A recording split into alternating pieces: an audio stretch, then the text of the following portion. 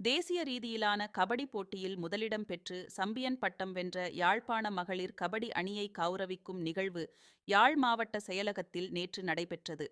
யாழ் மாவட்ட செயலர் மருதலிங்கம் பிரதீபன் தலைமையில் நடைபெற்ற இந்நிகழ்வில் 36வது தேசிய இளைஞர் சேவை மன்றத்தால் நடத்தப்பட்ட தேசிய மட்ட கபடி போட்டியில் யாழ்ப்பாணத்தை பிரதிநிதித்துவப்படுத்தி முதலிடம் பெற்ற மகளிர் அணியினர் பாராட்டப்பட்டனர். நாடு முழுவதிலுமிருந்து 26 மாவட்டங்களை பிரதிநிதித்துவப்படுத்திய அணிகள் பங்கேற்ற இப்போட்டியில் யாழ்ப்பாண மகளிர் அணி தேசிய சம்பியன் பட்டத்தை கைப்பற்றியது. இறுதிப் போட்டியில் கிளிநொச்சி மாவட்ட மகளிர் கபடி அணியை எதிர்த்து யாழ்ப்பாண அணி விளையாடியது.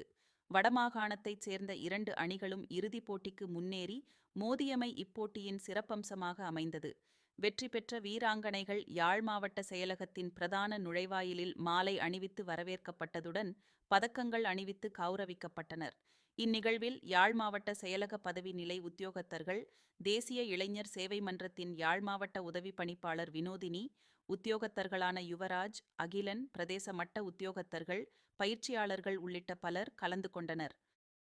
36வது தேசிய இளைஞர் சேவைகள் மன்றத்தின் தேசிய விளையாட்டு விழாவிலே கபடி குழுவில் யாழ் மாவட்டம் பெருவெற்றி அடைந்திருக்கின்றது.